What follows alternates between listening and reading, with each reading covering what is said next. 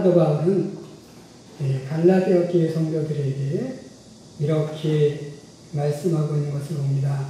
너희가 다 믿음으로 말미암아 그리스도 안에서 그리스도 예수 안에서 하나님의 아들이 되었다 라고 말하고, 그 다음에 29절에서는 너희가 그리스도 예수께 속한 자면 곧 아브라함의 자손이요 약속대로 유업을 이을 자니라 이렇게 말씀하고 있는 것을 보게 됩니다.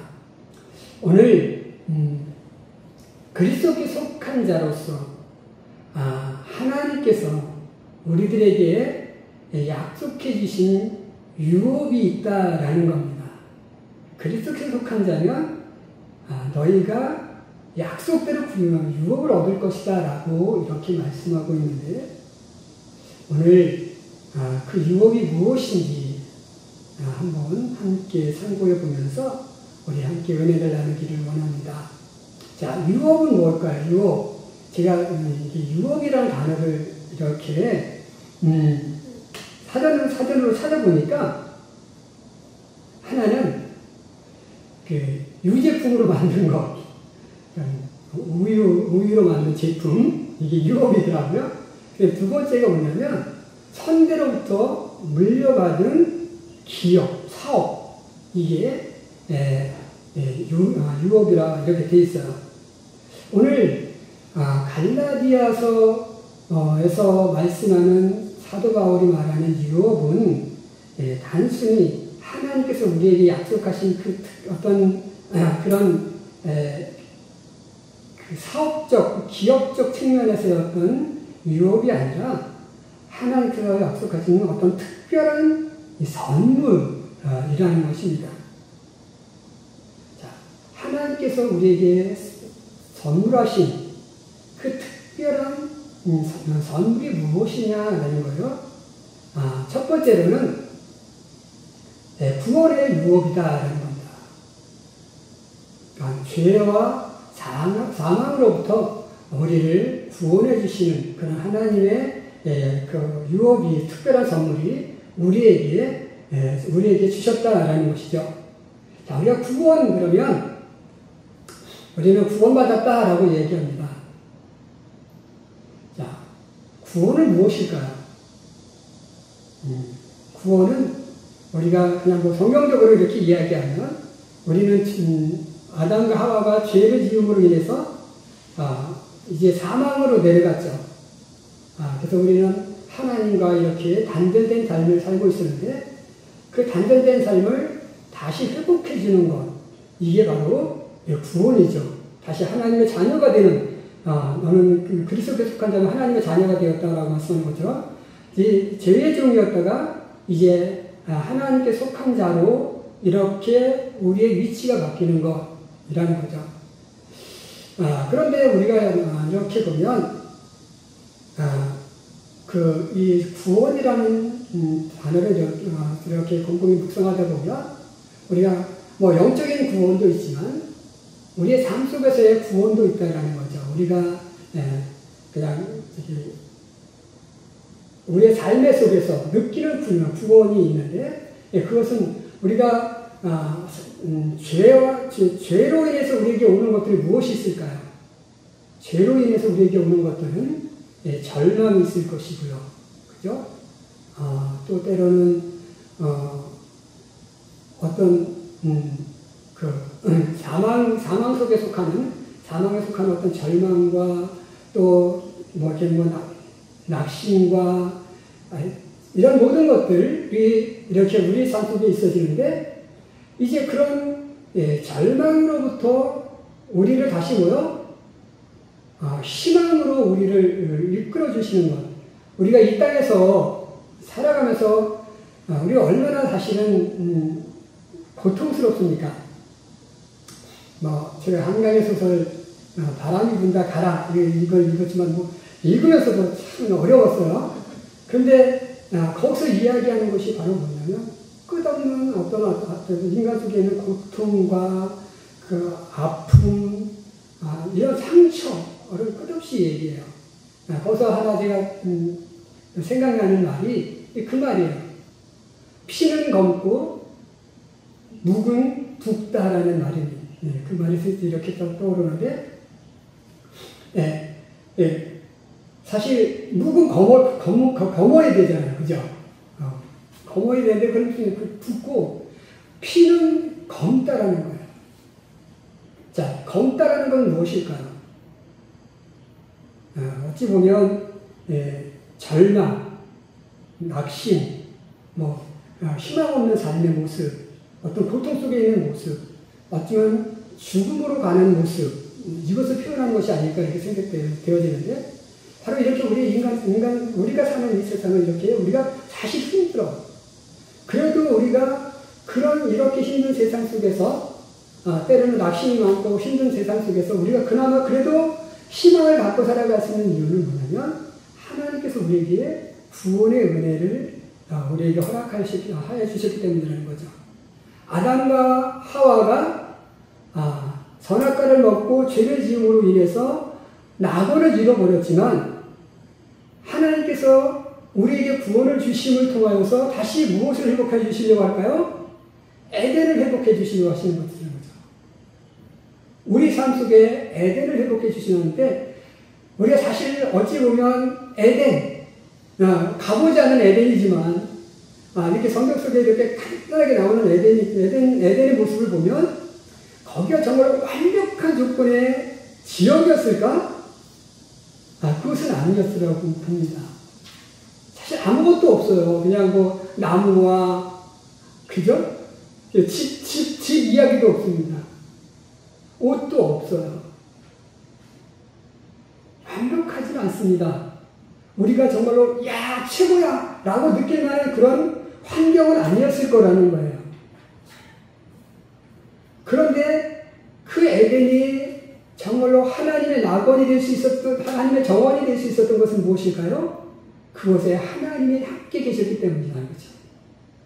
오늘 우리의 삶이 정말로 완벽한 세상은 아니지만, 그래도 우리가 힘을 얻고 살아갈 수 있는 것은 뭐냐면, 하나님이 우리에게 구원의 은혜를 주셔서, 구원의 유업을 주셔서 우리와 함께 하시기에, 이 고통스러워 보이는 세상 속이지만, 이 고통스러워 보이는 세상 속에서 고통스럽게 살지 않고 희망을 가지고 살아갈 수 있게 만들어 주시는 것, 이게 바로 뭐냐? 하나님의 구원의 은혜이라고 저는 봅니다. 그래서 오늘 정말로 이 하나님의 구원의 은혜를 가지고 하나님과 함께 이 고통스러운 세상 속에서 이 고통스러운 세상을 희망의 세상으로 변화시킬 수 있는 그런 삶을 살아가는 오늘 우리 귀한 성도들이 되시기를 주님의 이름으로 간절히 축원해 드립니다. 아멘. 두 번째로 하나님께서 주시는 유혹은 무엇일까? 성령의 유혹이라는 것입니다. 우리가 하나님을 믿으면, 예수님을 믿으면 예수님께서 우리에게 주시는 것이 있습니다. 그것이 무엇이에요? 성령입니다. 그러니까 예수님께서 가시면서 내가 가면 내가 너희에게 뭘 보내겠다? 성령을 보내겠다. 자, 그럼 성령님이 하시는 역할은 무엇일까요? 성령님이 이 땅에 오셔서 하시는 일이 무엇일까요? 성령님이 나한테 오셨어요. 그 성령님이 나한테 오셔서 하시는 일이 무엇일까요? 네, 우리의 연약함을 도우십니다. 그리고 우리를 진리로 인도하십니다. 그리고 우리가 하나님의 자녀임을 확신시켜 주십니다. 우리 기도할 때 가끔 그런 기도 하시죠? 성령 충만하게 하옵소서. 자, 성령 충만하게 해달라고 기도합니다. 성령 충만이 무엇일까요? 무엇이 성령 충만일까요? 하나님, 내 안에 어떤 양쪽으로 그냥 목뒤에 꽉 차있는 상태를 말할까? 자, 그것은 어떻게 보면 양적인 측면보다는 저는 질적인 측면으로 봅니다. 성령 충만이라는 것은 우리 눈에 보이는 양이 아니에요. 우리가 성령 충만하게 없어도 그럼 내 가슴 속에 무엇이나가 꽉 차 있는 것 같은 그런 양적으로 오는 게 아니라 성령 충만은 내 삶을 변화시키는 그러한 측면에서 우리가 봐야 된다는 거죠. 그러니까 성령 충만이라는 것은 성령님께서 내 삶을 얼마나 지배하시는가 거기에 달려있다고 봅니다. 그러니까 나의 삶을 얼만큼 지배하는가. 그러니까 내가 얼마만큼 정말로 성령님의 뜻대로 성령님의 생각대로 또 그리스도의 생각대로 우리가 생각하고 말하고 이런 그 폭이 넓어질 때 우리는 뭐요? 그것이 성령 충만입니다.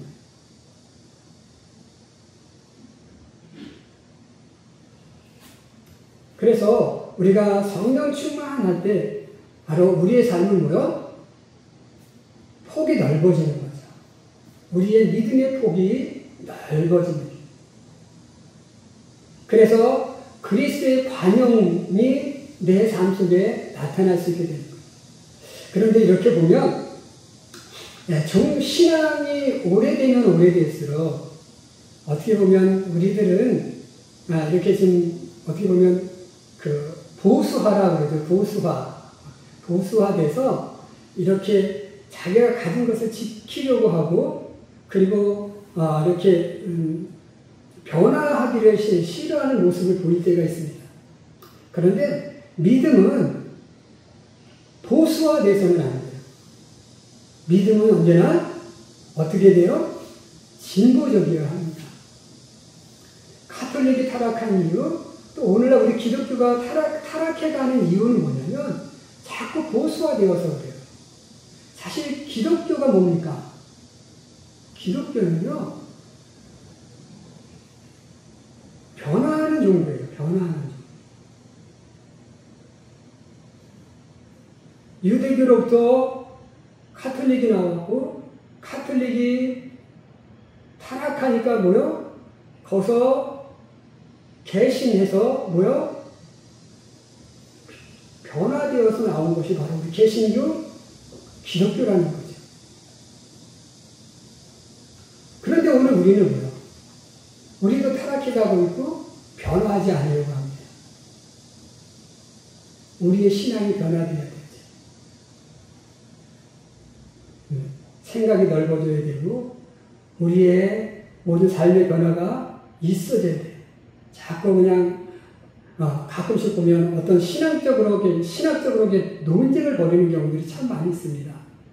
그럴 때 보면 물론 지킬 것은 지켜야 되지만 그러나 또 받아들일 수 있는 것은 받아들일 수 있어야 되는데 그렇지 못할 때가 참으로 많이 있다는 것을 보게 되는데 오늘 우리는 성령님의 은혜를 우리가 성령 충만해지면 우리의 삶은 이렇게 좀 진리 안에서 확신하는 가운데 그 진리를 지키는 가운데 우리의 삶의 보폭을 넓히고 변화하는 쪽으로 나아갈 수 있는 그런 삶을 살아가게 만들어야 그것이 진정한 성령의 유혹을 받은 성도들의 삶의 모습이다라는 것을 기억하시고 오늘 우리가 그리스도에 속한 자로서 받은 바로 유업이 성령의 유업인데 이 성령의 유업을 가지고 우리의 삶을 진리로 확신하고 그리고 변화하는 삶으로 나아갈 수 있는 우리 귀한 성도들이 될 수 있기를 주님의 이름으로 간절히 축원해 드립니다.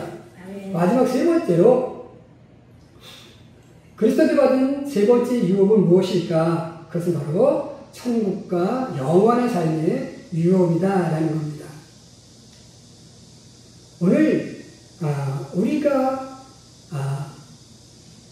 그래도 희망을 가질 수 있는 이유 중 하나가 바로 뭐냐면 바로 이 천국의 유업이다라는 거죠.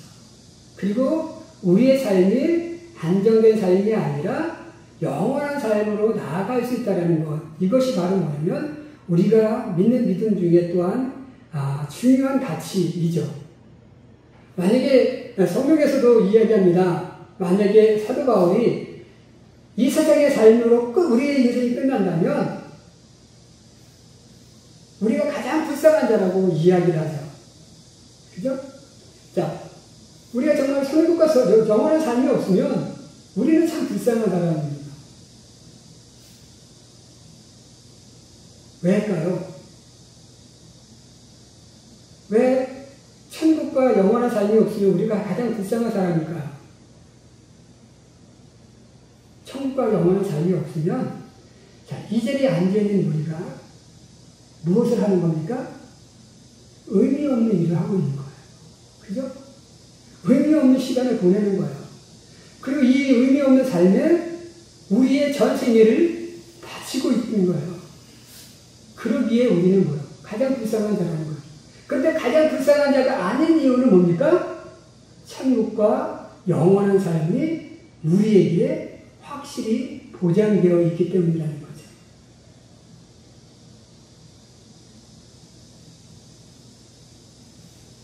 제가 좋아하는 가수가 이찬혁 가수, 이찬혁이라는 악동 뮤지션인데, 그래서 거기서도 장래희망이라는 그 가사에도 보면, 내가 죽은 곳의 사람들이 슬퍼하지 않고 파티로 여겨졌으면 좋겠다, 이렇게 얘기합니다. 가사 내용에.